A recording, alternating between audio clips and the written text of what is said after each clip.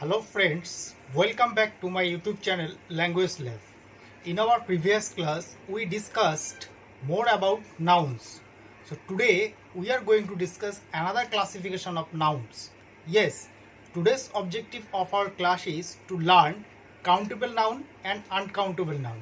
You all know that in modern English grammar, nouns are broadly divided into two categories. One, countable noun, another is uncountable noun. So আজকের আলোচনায় আমরা জানব যে countable noun কাকে বলে, uncountable noun কাকে বলে এবং এর যে বিশদ ব্যবহার সেই বিশদ ব্যবহারগুলো সম্পর্কে আমরা আজকে জেনে নেব।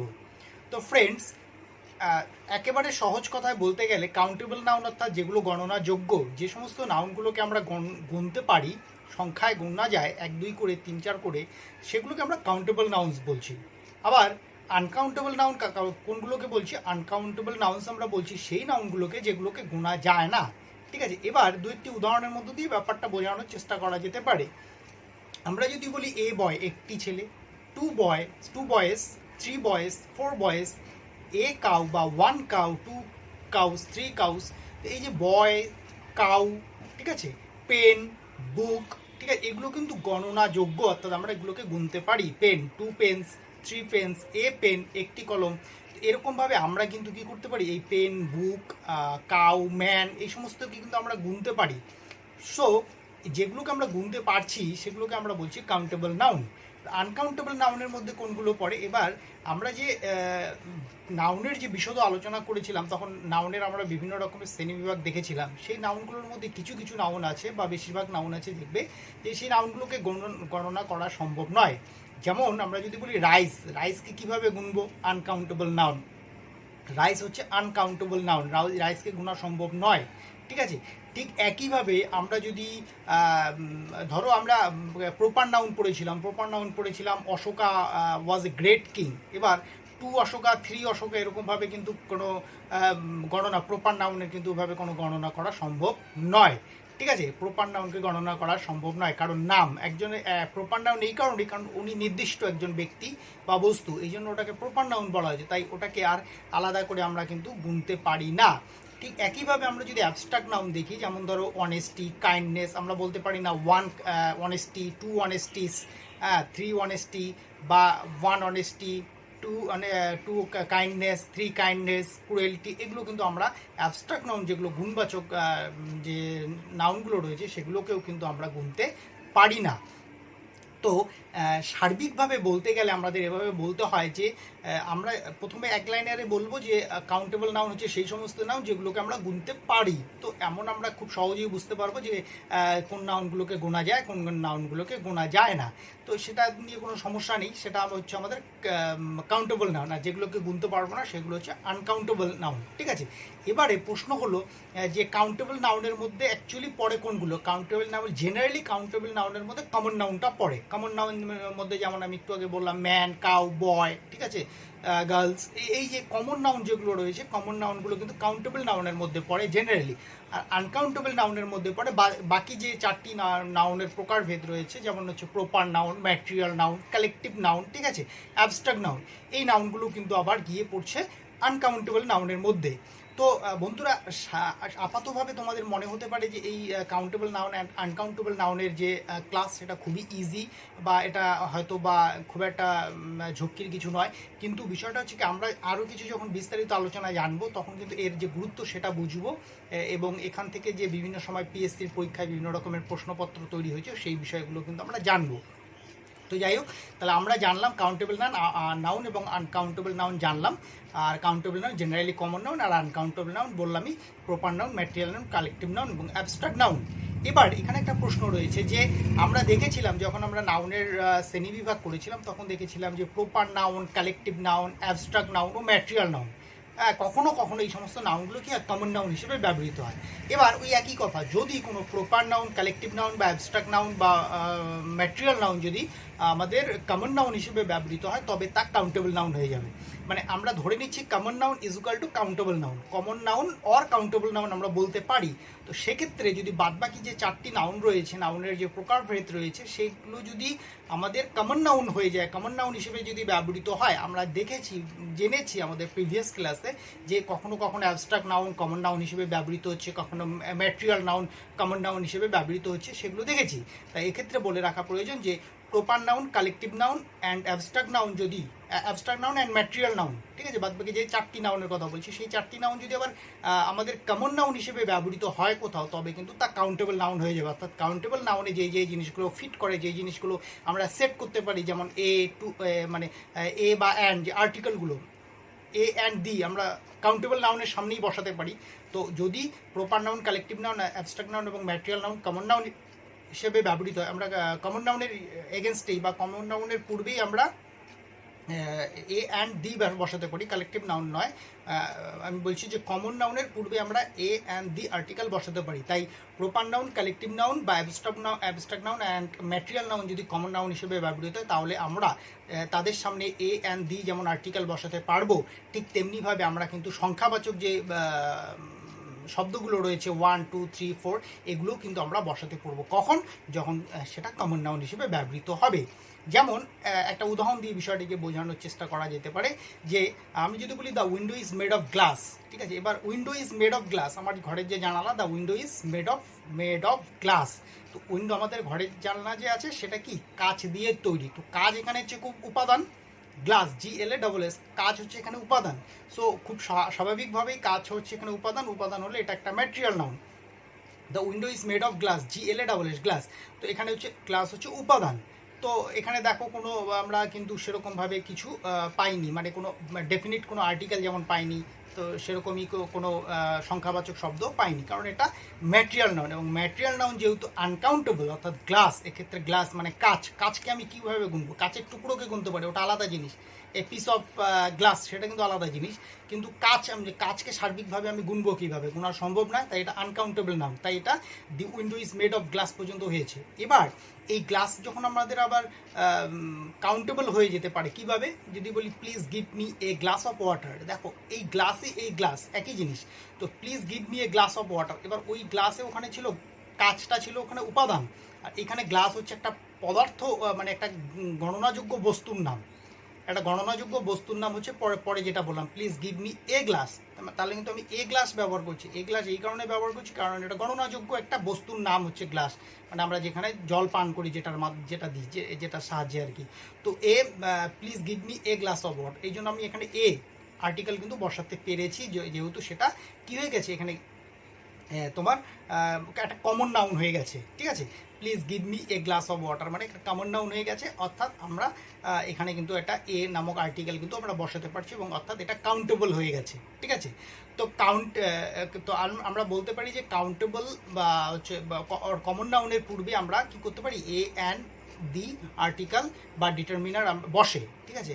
কাউন্টেবল বা কমন নাউনের পূর্বে এ অ্যান্ড বা দি আর্টিকেল বা ডিটারমিনার যেগুলোকে বলে, ডিটারমিনারগুলো বসে, কিন্তু আনকাউন্টেবল নাউনের পূর্বে বসে না। অবশ্য উদাহরণ এক্সেপশনাল ব্যাপারগুলো বলেইছি যে অবশ্য ম্যাটেরিয়াল না। এখানে আরেকটা জিনিস, এক্সেপশনাল জিনিসগুলো তো বলাই হলো, এখানে আরেকটা জিনিস বলা উচিত যে আমরা এক কথায় বললাম যে কাউন্টেবল নাউনের পূর্বে আমরা এ অ্যান্ড দি নামক আর্টিকেল বা ডিটারমিনার আমরা বসাতে পারি। আনকাউন্টেবল নাউনের পূর্বে জেনারেলি এগুলোকে আমরা বসাতে পারি না। তবে আমরা জানি যে ম্যাটেরিয়াল নাউন আনকাউন্টেবল নাউন, কিন্তু আবার এই ম্যাটেরিয়াল নাউনকে যদি আমরা কোনো নির্দিষ্ট অর্থে, ম্যাটেরিয়াল বা কোনো অ্যাবস্ট্রাক্ট নাউনকে যদি আমরা নির্দিষ্ট অর্থে ব্যবহার করি, তাহলে সেক্ষেত্রে কিন্তু দি ব্যবহৃত হয়। এটা আমরা কিন্তু আগেই শিখেছি, তাও একবার এখানে রিপিট করে নিচ্ছি। যেমন ধরো ওয়াটার হ্যাজ নো কালার, তো ওয়াটার এখানে ম্যাটেরিয়াল হয়েছে, ওয়াটার এখানে ম্যাটেরিয়াল নাউন। তো ওয়াটার হ্যাজ নো কালার, এখানে কিন্তু এখানে আমি বলতে পারি না the water has no colour বা a water has no colour, এরকম বলবো না, বলবো ওয়াটার হ্যাজ নো কালার, কারণ এখানে ম্যাটেরিয়াল নাউন হিসেবে ব্যবহৃত হয়েছে। আবার আমরা যদি বলি the water of Ganga is sacred, তখন কিন্তু এই ওয়াটার হচ্ছে পার্টিকুলার একটা ওয়াটার, গঙ্গা নদীর জলের কথা বলা যায়, তখন সেক্ষেত্রে ওয়াটার ম্যাটেরিয়াল নাউন হওয়া সত্ত্বেও তার পূর্বে কিন্তু দি বসছে বা বসাতে হবে, কারণ ওয়াটারকে আমি নির্দিষ্ট করে বলছি। সুতরাং এর থেকে আমরা এটাই বুঝলাম যে ম্যাটেরিয়াল নাউন যদি নির্দিষ্ট অর্থে ব্যবহৃত হয় তখন তার সামনে একটি দি বসাতে হবে। ঠিক একইভাবে আমরা যদি বলি অনেস্টি, অ্যাবস্ট্রাক্ট নাউনে আসছি, honesty is the best policy, আমরা বলতে পারি না যে the honesty is the best policy, আমরা বলবো শুধু honesty is the best policy. কেন honesty is the best policy শুধু বলবো? কারণ অনেস্টি হচ্ছে একটা অ্যাবস্ট্রাক্ট নাউন, তো অনেস্টিকে আমরা ঘুমতে পারি না, এর সামনে কোনো ডিটারমিনার জেনারেলি বসে না। তো আবার যদি আমরা বলি the honesty of the boy, the honesty of the boy is praiseworthy, যদি বলি honesty of the boy is praiseworthy, এখানে যে অনেস্টিটা বোঝাচ্ছে সেটা হচ্ছে পার্টিকুলার ওই বয়ের যে ছেলেটির যে অনেস্টি বা সততা সেটাকেই বুঝিয়েছে। সুতরাং এখানে অ্যাবস্ট্রাক্ট নাউন হওয়া সত্ত্বেও দি অনেস্টি, অর্থাৎ অনেস্টির সামনে দি বসেছে, দি নামক যে ডেফিনিট আর্টিকেল সেটা কিন্তু এখানে বসেছে। তাহলে আমরা দেখলাম যে ম্যাটেরিয়াল নাউন এবং অ্যাবস্ট্রাক্ট নাউন যখন নির্দিষ্ট অর্থে ব্যবহৃত হয় তখন সেক্ষেত্রে দি বসে, কিন্তু অন্য কোনো সময় সেখানে দি বসে না, যদি না সেটা কমন নাউন হিসেবে আসে। যদি কমন নাউন হিসেবে আসে তাহলে সেটা তো কাউন্টেবল নাউনই হয়ে গেল, তখন সেক্ষেত্রে কাউন্টেবল নাউন যা যা নেবে এই নাউনগুলো তাই তাই নেবে। তো এই ছিল মোটামুটিভাবে আমাদের কাউন্টেবল আনকাউন্টেবল নাউনের একটা সামগ্রিক ধারণা। এবারে আমরা আরও কিছু উদাহরণের সাহায্যে বিষয়গুলোকে ঢুকবো, কীভাবে কাউন্টেবল নাউনের সামনে কোন কোন জিনিসগুলো বসানো যায় বা আমরা বসাই জেনারেলি, এবং কাউন্টেবল নাউনের সামনেই বা কোন কোন জিনিসগুলো আমরা বসাই। এখানে আমি একটা চার্ট করে রেখেছি, দেখো আমরা বলছি কাউন্টেবল, এখানে এটা হচ্ছে কাউন্টেবল। ফ্রেন্ডস, তোমরা আমার ভয়েসটার উপর বেশি গুরুত্ব দিবে নাকি বোর্ডটার উপর? বোর্ডটা হয়তো জেনারেলি তোমরা ভালো ভিজিবিলিটি পাবে না, তো আমার ভয়েসটা শুনলে আশা করি সমস্ত সমস্যার সমাধান হয়ে যাবে।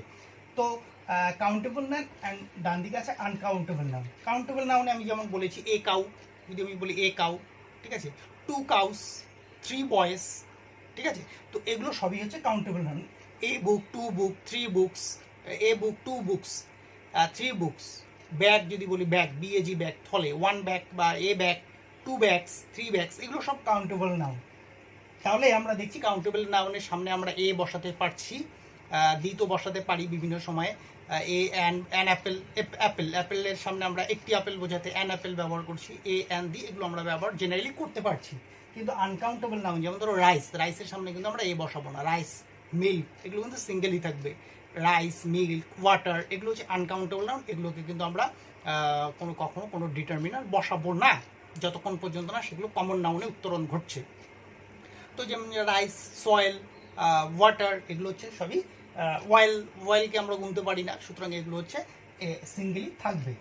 আচ্ছা, এবার এ ফিউ, অল্প কিছু অর্থে, এ ফিউ মানে অল্প কিছু অর্থে আমরা এ ফিউ বয়েস, অল্প কিছু অর্থে, অর্থাৎ অল্প কিছু ছেলে, অল্প কিছু ছেলে সেখানে উপস্থিত ছিল। এ ফিউ বয়েস, a few girls, a few বয়েস অ্যান্ড এ ফিউ গার্লস, ঠিক আছে, এ ফিউ প্লেয়ার্স, কিছু সংখ্যক খেলোয়াড়, ঠিক আছে, a few guardians, a few guardians, ঠিক আছে, অল্প সংখ্যক অভিভাবক।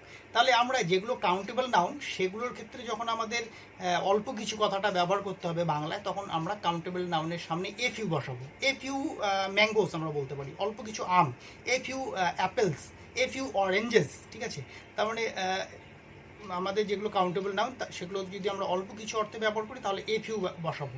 এবার দেখো আনকাউন্টেবল নাউন, সেখানেও তো আমাদের অল্প কিছু জল, অল্প কিছু তেল, ঠিক আছে, অল্প কিছু মাটি, তো এগুলো তো আমাদের বলতে হতে পারে, তখন কিন্তু আমরা সেক্ষেত্রে এ ফিউ বসাবো না, সেক্ষেত্রে বসাবো কি এ লিটল, ঠিক আছে, অল্প কিছু চাল আছে, এ লিটল রাইস, অল্প কিছু দুধ আছে, এ লিটল মিল্ক, অল্প কিছু তেল আছে, এ লিটল অয়েল। তো এইভাবে আমরা কিন্তু আনকাউন্টেবল নাউনের সামনে অল্প কিছু অর্থে এ লিটল ব্যবহার করব, আর কাউন্টেবল নাউনের সামনে অল্প কিছু অর্থে এ ফিউ ব্যবহার করব। ক্লিয়ার? এবারে আসছি অনেক অর্থে, মেনি, প্রচুর, অনেক মানুষ এসেছে, মেনি মেন, অনেক ছেলেরা ছিল সেখানে, মেনি কি, মেনি বয়েস, ঠিক আছে, মেনি প্লেয়ার্স, ঠিক আছে, মেনি কাউস, অনেক গরু, ঠিক আছে। এইভাবে যেগুলো কাউন্টেবল নাউন, মেনি ব্যাগস, ঠিক আছে, মেনি পেন্স, এভাবে আমরা ব্যবহার করতে পারি।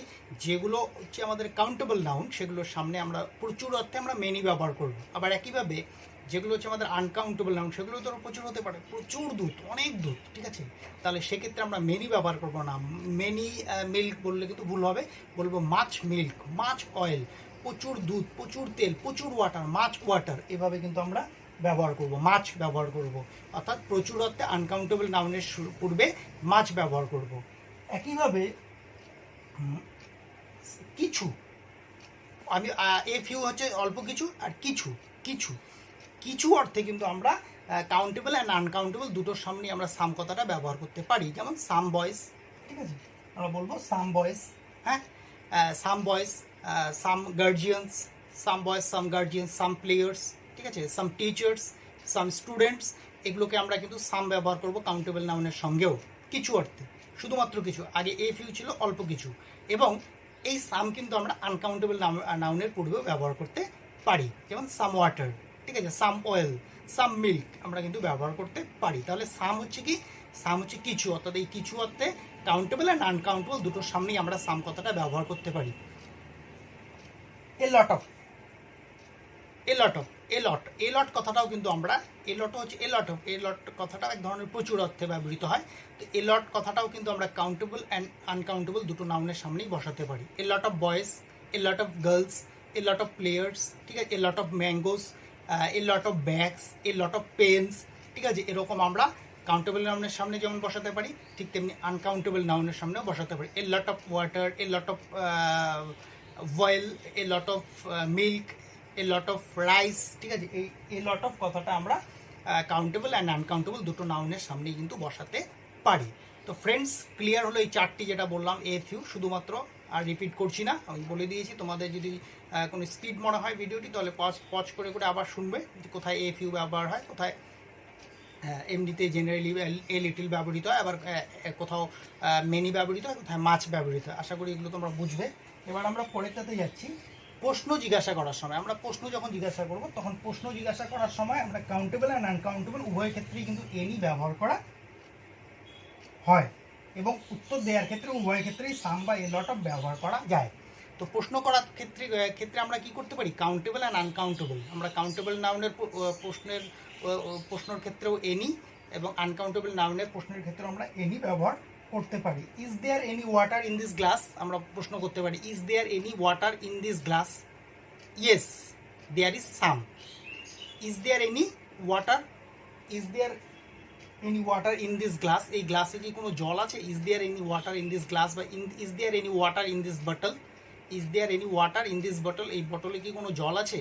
তো ইজ দেয়ার এনি, তাহলে এনি কিন্তু আমরা, ইজ দেয়ার এনি ওয়াটার, তাহলে ওয়াটার হচ্ছে আনকাউন্টেবল না, তাও কিন্তু আমরা এনি ব্যবহার করলাম।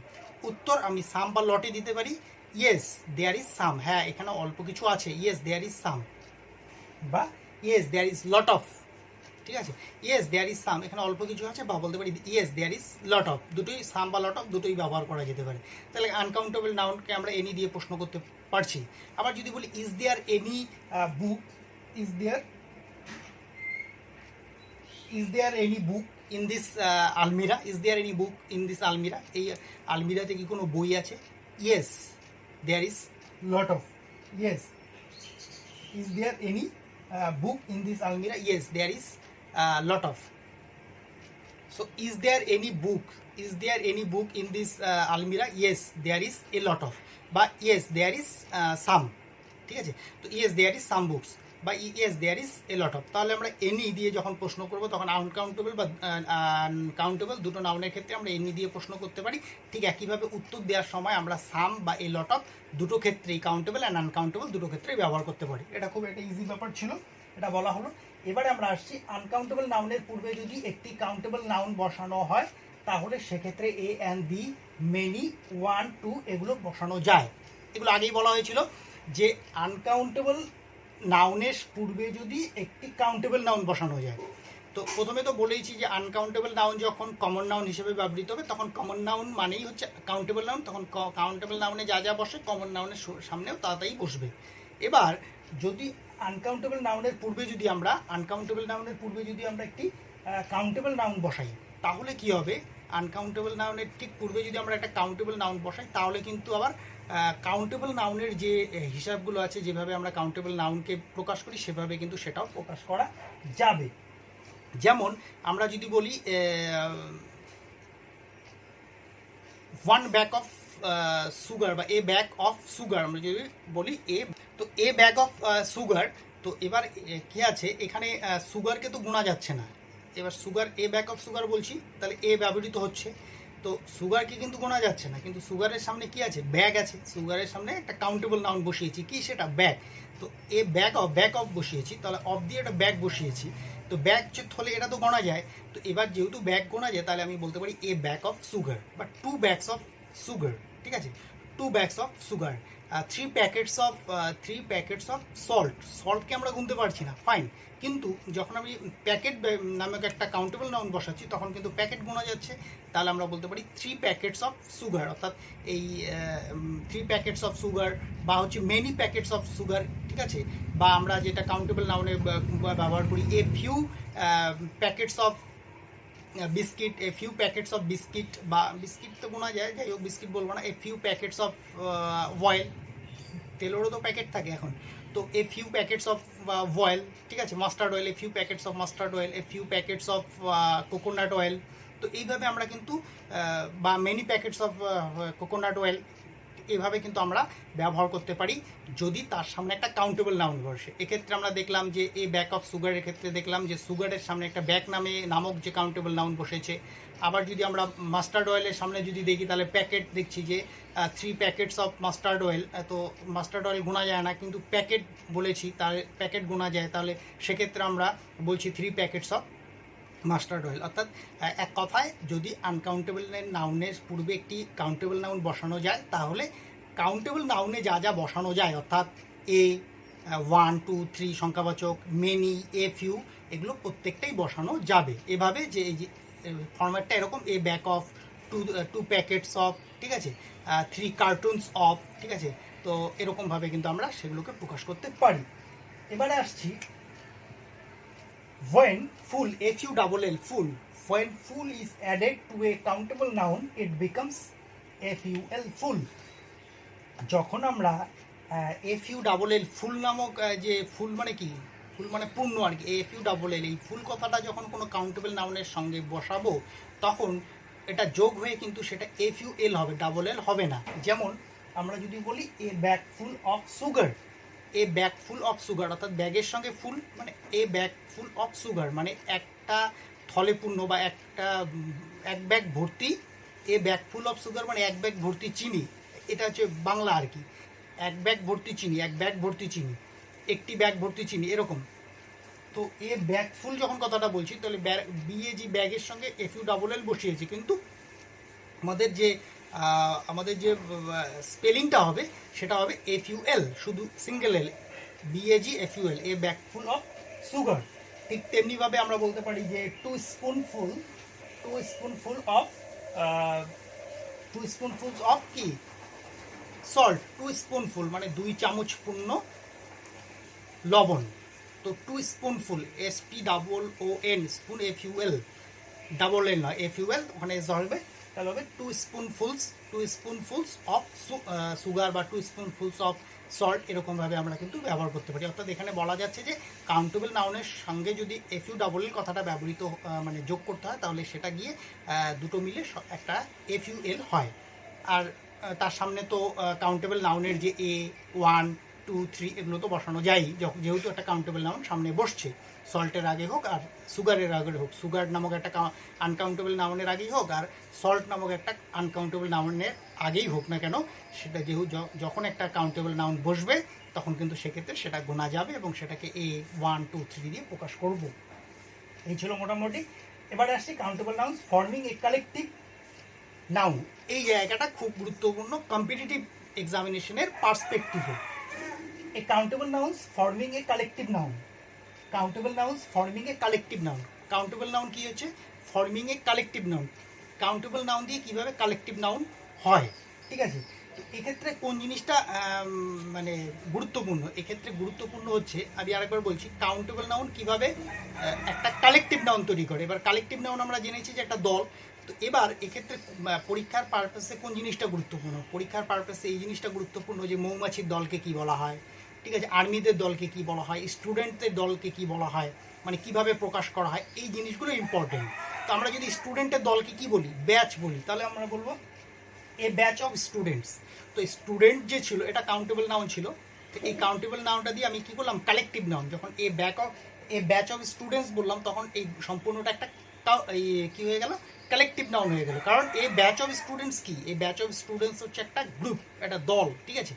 তাহলে এখানে পরীক্ষার পারপাসে কোন জিনিসটা গুরুত্বপূর্ণ, যে আমি এখানে কি বলবো, এ গ্রুপ অফ স্টুডেন্টস বলবো না এ ব্যাচ অফ স্টুডেন্টস বলবো, সেই জিনিসটা গুরুত্বপূর্ণ। তাহলে আমরা স্টুডেন্টসের সঙ্গে কিন্তু অবশ্যই ব্যাচ কথাটা ব্যবহার করবো, নাকি গ্রুপ কথাটা ব্যবহার করবো। এই গ্রুপ অফ স্টুডেন্টস কথাটা কিন্তু মানে ভুলের কিছু নেই, কিন্তু ততটা শ্রুতিমধুর বা ততটা অ্যাপ্রোপ্রিয়েট নয় যতটা এই ব্যাচ অফ স্টুডেন্টস বললে আমাদের যতটা অ্যাপ্রোপ্রিয়েট হবে।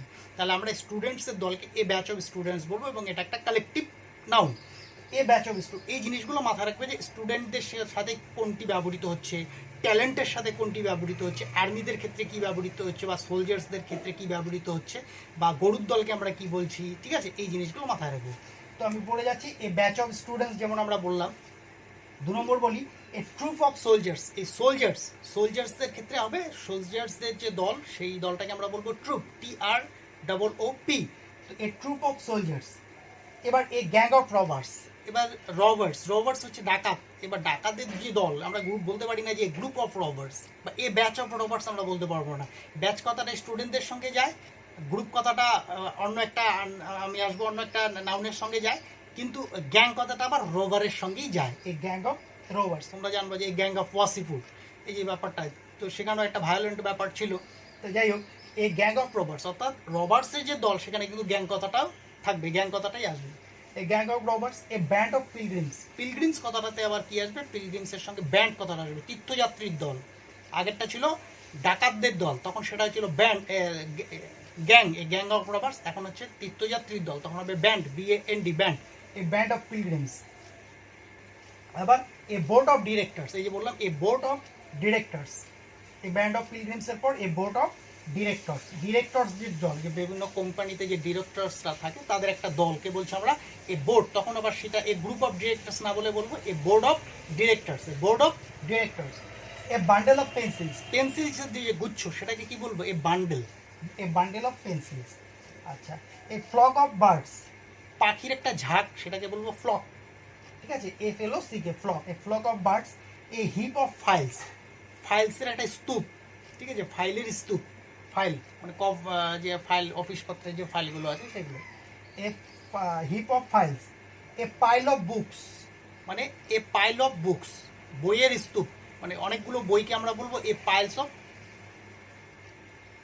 এ pile of books, a pile of books, বইয়ের গুচ্ছ। A squad of home guards, squad, হোমগার্ডের ক্ষেত্রে আবার গ্রুপ বা ব্যাচ কিছু না হয়, স্কোয়াড কথা যে ব্যবহৃত হলো, SQUAD, squad, a squad of হোমগার্ডসদের দল। আবার বলবো এ ক্রাউড অফ প্যাসেঞ্জার্সদের ক্ষেত্রে আমরা ব্যবহার করবো ক্রাউড কথাটা, মানে প্যাসেঞ্জার্সের একটা দল, প্যাসেঞ্জারের ভিড়, সেটাকে বলবো এই crowd of passengers. A bunch of কি যে আছে, চাবির যে একগুচ্ছ চাবি, সেটাকে আমরা একসঙ্গে বলবো এ বাঞ্চ অফ কিস, একটা চাবির একটা গোছা। এ সোয়ার্ম অফ বিস, মৌমাছির একটা ঝাঁক, a swarm, SWARM, a swarm of bees. তারপরে আমরা বলবো এ শোল অফ ফিশ, মাছের ঝাঁক, তাহলে কি বলবো এ শোল, SHOAL, এ শোল অফ ফিশ। আচ্ছা, এ প্যাক অফ হাউন্ডস, হচ্ছে শিকারী কুকুরের দল, a pack of hounds, HOUNDS, hounds, PACK, pack, a pack of hounds হচ্ছে শিকারী কুকুরের একটি দল। এ হার্ড অফ কাউস, গরুর দল, এটা মাথায় রাখবে। গরুর দলকে বা গরুর দল না আমরা বলি, পাল বলি, গরুর পালকে এক পাল গরুকে প্রকাশ করবো a herd, HERD, a herd of cows. Okay, next a collection of rare books, দুষ্প্রাপ্য বইয়ের একটা সংগ্রহ, সেটাকে বলবো a collection of rare books. দুষ্প্রাপ্য কিছু বইয়ের একসঙ্গে আমরা সেটাকে বলবো, কারোর কাছে যদি দুষ্প্রাপ্য কিছু বইয়ের সংগ্রহ থাকে বা অনেকগুলো থাকে, তখন সেটাকে একসঙ্গে বলবো, কালেকটিভ নাউন হিসেবে বলবো a collection of rare books. A cluster of words, শব্দ সমষ্টি, অনেকগুলো শব্দের যে ভান্ডার যদি বলি, বা অনেকগুলো শব্দ যদি একসঙ্গে বলি, কিছু কালেকশন করে নেওয়া শব্দগুলো বেছে তখন সেটাকে বলবো a cluster of words, CLUSTER, cluster. এবার আছে এ গ্যাদারিং অফ পিপল, জনতার ভিড়, এ গ্যাদারিং অফ পিপল, এই জনতার ভিড়ের ক্ষেত্রে আমরা গ্যাদারিং কথাটা ব্যবহার করবো, গ্যাদারিং অফ পিপল। আবার talent, A Galaxy of talent, এই গ্যালাক্সি অফ ট্যালেন্টস ব্যবহার করবো, অর্থাৎ প্রতিভাবানদের উজ্জ্বল সমাবেশ। ভালো বাংলাতে বলতে হচ্ছে প্রতিভাবানদের উজ্জ্বল সমাবেশ। যেমন ধরো বিভিন্ন যে প্রাইজ গিভিং সেরেমনিগুলো হয়, যে প্রাইজ ডিস্ট্রিবিউশন যে জায়গাগুলো হয়, বিভিন্ন সময় অস্কার অ্যাওয়ার্ড দেওয়া হয়, সেখানে দেখবে যে বড় বড় তারকারা এসে উপস্থিত থাকেন আর কি, ঠিক আছে, বড় বড় ফিল্ম স্টাররা থাকেন, তখন আমরা কিন্তু এই কথাটা শুনবো, এই গ্যালাক্সি অফ ট্যালেন্টস, এই গ্যালাক্সি অফ ট্যালেন্টস। বা কোনো সায়েন্স কংগ্রেস বা কোনো কিছু একটা মিটিং হচ্ছে, বিজ্ঞানীদের একটা মিটিং হচ্ছে, বড় বড় ট্যালেন্টেড মানুষগুলো সেখানে উপস্থিত আছেন, তখন আমরা একসঙ্গে বলবো যে ওই জায়গাটাকে রিপ্রেজেন্ট করার জন্য বলবো যে সেখানে উপস্থিত আছে কি গ্যালাক্সি অফ ট্যালেন্টস, মানে প্রতিভাবানদের উজ্জ্বল সমাবেশ ঘটেছে আর কি। খুব সুন্দর করে বাংলায় বলতে গেলে এটাকে এই গ্যালাক্সি অফ ট্যালেন্টস, মানে প্রতিভাবানদের উজ্জ্বল সমাবেশ ঘটেছে। তো এইভাবে কিন্তু আমরা দেখলাম এই জিনিসটা আমি যেটা আজকের ক্লাসের একেবারে শেষ পর্যায়ে যে গ্রুপগুলো অর্থাৎ কালেকটিভ নাউনগুলো যেটা করলাম আর কি, মানে অ্যাকাউন্টেবল নাউনকে কীভাবে কালেকটিভ নাউন করা যাচ্ছে, ঠিক আছে, এই জিনিসগুলোকে, অর্থাৎ স্টুডেন্টদের সঙ্গে ব্যাচ হয়, রোভার্সদের দলকে গ্যাং বলছি, ডিরেক্টরদের দলকে আমরা বলছি বোট। তো এই যে জিনিস, পিলগ্রিমসকে আমরা বলছি ব্যান্ড, পিলগ্রিমস মানে তীর্থযাত্রী দলকে ব্যান্ড বলছি। এই যে ব্যান্ড, ব্যাচ, গ্যাং, এই যে শব্দগুলো, এই শব্দগুলো কোনটার সঙ্গে কোনটা মানে খাটবে বা কোনটার সঙ্গে কোনটা সেটিং হবে বা ফিট হবে, সেই জিনিসগুলো কিন্তু আমাদের মাথায় রাখতে হবে, কারণ এইটা হচ্ছে আমাদের পরীক্ষার উদ্দেশ্য। পিএসসি পরীক্ষায় কিন্তু এখান থেকে প্রশ্ন আসে, ঠিক আছে, যে পাখির ঝাঁককে আমরা কি বলবো, গরুর পালকে একসঙ্গে আমরা কি বলবো, এগুলো কিন্তু পরীক্ষায় জিজ্ঞাসা করে। এই জন্য আজকের ক্লাসে এই শেষ পর্যায়টা খুব ইম্পর্টেন্ট ছিল। আর যেহেতু পিএসসির পরীক্ষা বিশেষ করে আলোচনা হচ্ছিল, তাই আমার একটা কথা মনে পড়লো যে এখানে একটা জিনিস ব্যাপার ছিল, মেনি কথাটা, মেনি। তো মেনি কথাটা তো আমরা জেনারেলি কী করছি, কাউন্টেবল নাউনের সামনে বসাচ্ছি।